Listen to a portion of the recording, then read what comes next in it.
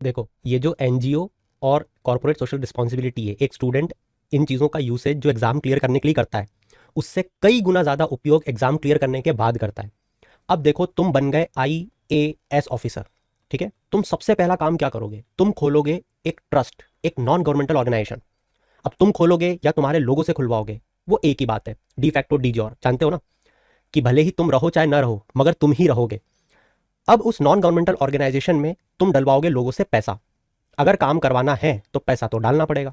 अब पैसा डालेगा कौन? पैसा डालेगा एक इंडस्ट्रियलिस्ट। इंडस्ट्रियलिस्ट पैसा क्यों डालेगा? क्योंकि उसे फुलफिल करनी है अपनी कॉर्पोरेट सोशल रिस्पॉन्सिबिलिटी। वो आपके एनजीओ पे आपके कहने पे जितना फंड आप बोलोगे उतना फंड डालेगा। उस इंडस्ट्रियलिस्ट को आप बहुत अलग अलग तरीके से पहुंचाओगे फायदा। या तो उसके लोग रिक्रूट होंगे स्टेट सिविल सर्विसेज में, जिसे आप PSC बोलोगे। उस एक एक सीट की जो कीमत है वो आपके एनजीओ में जाएगी। या फिर उसको मिलेंगे टेंडर। इस टेंडर का एक बहुत बड़ा hefty amount in terms of percentage आपके एनजीओ में डलेगा। अब ये हो गया पूरा पैसा वाइट, क्योंकि अब यहां पे आप दिखाओगे ऑपरेशनल एक्सपेंसेस।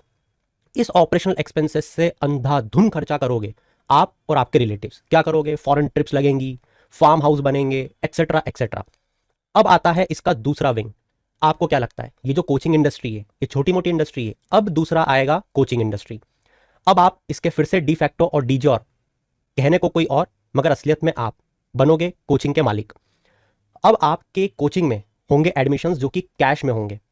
ये जो कैश का पैसा आपने लिया, ये एक्चुअली में कैश आएगा पॉलिटिशियंस के द्वारा, क्योंकि आपके बन जाएंगे कनेक्शंस। तो पॉलिटिशियन का पैसा आपकी कोचिंग के थ्रू राउट होते हुए व्हाइट मनी में कन्वर्ट होते हुए बन जाएगा बेनामी प्रॉपर्टी में ट्रांजेक्शन, और करोड़ों अरबों रुपए की आपके पास हो जाएगी प्रॉपर्टी।